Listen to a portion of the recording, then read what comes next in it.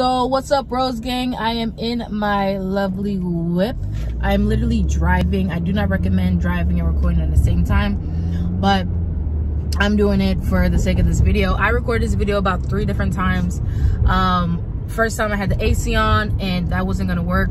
Second time I did it in my room, which is fine. It's not like it was a bad idea or anything, but I want a different scenery to do this recording for you guys. So before we start, feel free to hit the subscribe button, hit the like, and comment on anything in this video that you want to see more of. I'm literally at a red light right now, so feel free to comment, like, and subscribe.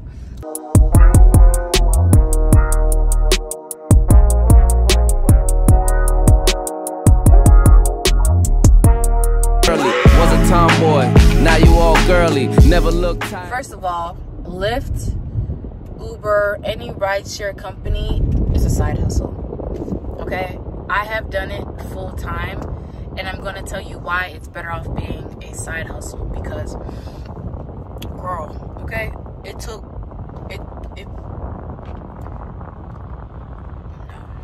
just put it on the side. Don't make it full time. Just listen to me. Let you guys know a little bit about some pros and cons of being a full-time Lyft driver. So basically how Lyft works, when you start out with it, you're going to need a car, 1, you're going to need a license, 2, and you're going to need insurance and the title and registration of your car.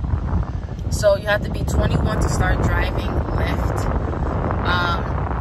Once you have a car, title, registration, you just have to verify the information, and you also have to get the car inspected in order to start driving with Lyft. Now, when you start driving with Lyft, it's pretty simple. You just basically have the app, you have your car, and you just drive. You literally turn on the app, and you can accept and decline any offer that comes up. So if you turn on the app, you're inside your car, which you want to be inside your car because it does time you how fast you get to pick up your person. Once you're in the car, you literally just get up. If that person's 6 minutes away, the GPS is already in the app for you, and it takes you to that person. Once the person gets in the car, you say that the person got inside the car, and then it tells you after you pick them up, it tells you where you're taking them. Like, you literally don't know where you're taking anybody at all. You don't know how far you're going, what city, nothing, until that person is inside your vehicle. Now, another thing that's on the app, which is kind of more of a pro, is the fact that you can schedule on the app. So scheduling on the app simply means that you can look at rides at certain times and the location on where it's going and where it's, like, it won't be the exact address, but it'll tell you the distance. And you can schedule those rides ahead of time. And that's only if the person schedules the ride themselves. Like, most of the time that happens for like an airport pickup or something of that sort, which you can make a quick 20, 30, 40 bucks depending on how far away that ride is. So that's like a pro of Lyft. So the cons of it is the fact that you never know who's getting your car. In your car with what, how long you're gonna take them somewhere, and they know everything about you up front, but you don't know anything about them, which is kind of like a con, because you can make any kind of username when you're driving with Lyft or any of the platforms. KC67944, Catwoman 933, you know what I mean? But they have your full information, your car, your first and last name, license detail, history of how well your rides have been, in order to rate you and so forth. So they get to pretty much see who's picking them up and dropping them off, while you have no idea who gets in your car. So that's kind of a con. A pro is the fact that you can drive Lyft 24/7, 7 days a week. Another con about Lyft is that certain cities, certain states, you need to get a permit to drive in those states, but pretty much you can drive Lyft anywhere. As long as it's not one of those states where you need an extra permit, you can go out of town to a different city, and you need a quick 50 bucks, and you go do 2-3 rides, and you made your $50. Another pro with Lyft is the fact that it costs you 50 cents to withdraw the money immediately. that's it. So if you made $140, it's gonna take 50 cents out of that, and then you get that money immediately into whatever card or bank or debit card or whatever that you want at that point in time. There is no 3 days. It's not waiting a week. You get your money the second you make it. Whenever you want to cash out, you cash out. If you want to cash out a week from now, cool. If you want to cash out 3 days, cool. If you want to cash out every time that you get a ride, I don't think that makes sense. But if you want to do that, you can do that with Lyft. So that was kind of like a little benefit that came with it, is because if I need to cash immediately, I can get cash immediately.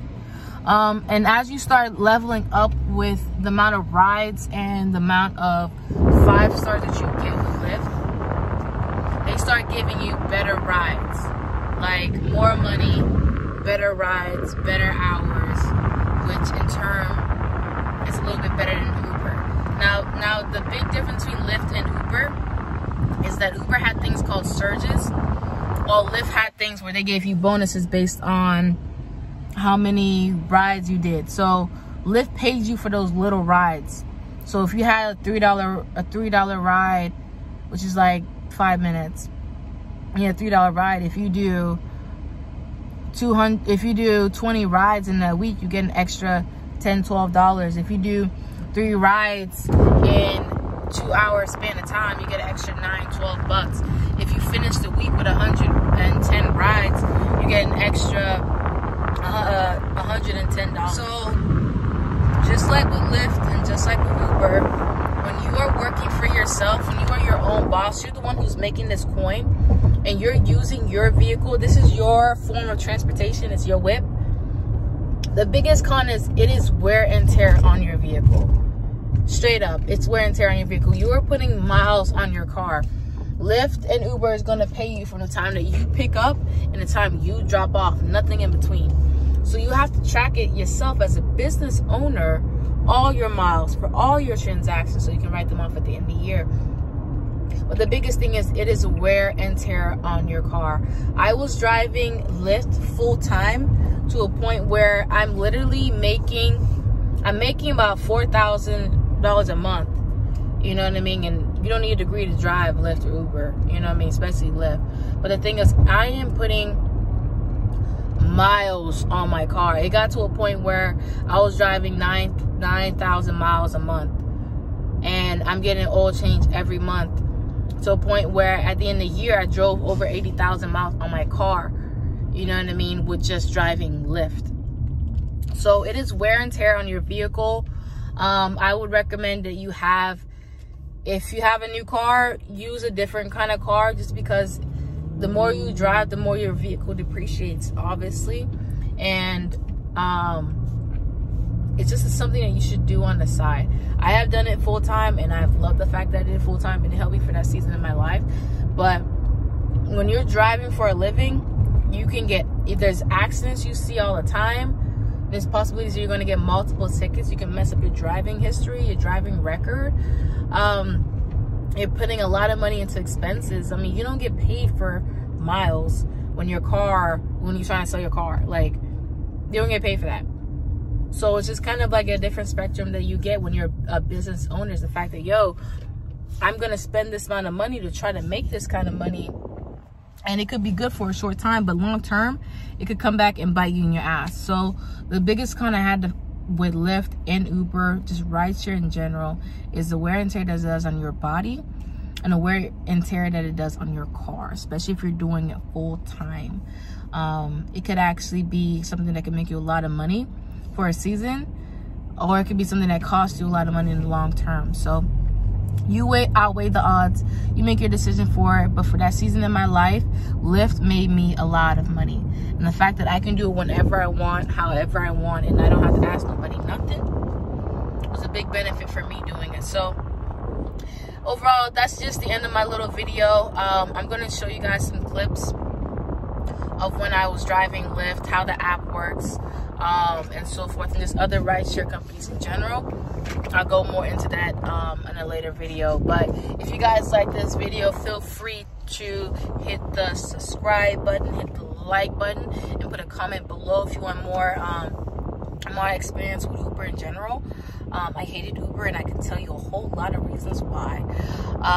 But if you guys want to know a little bit more about that, put in the comments below. And if you have any suggestions on my next video, this is a truck. If you have any suggestions on my next video, feel free to leave in the comments. I will reply back to you guys. On that, see you, Rose.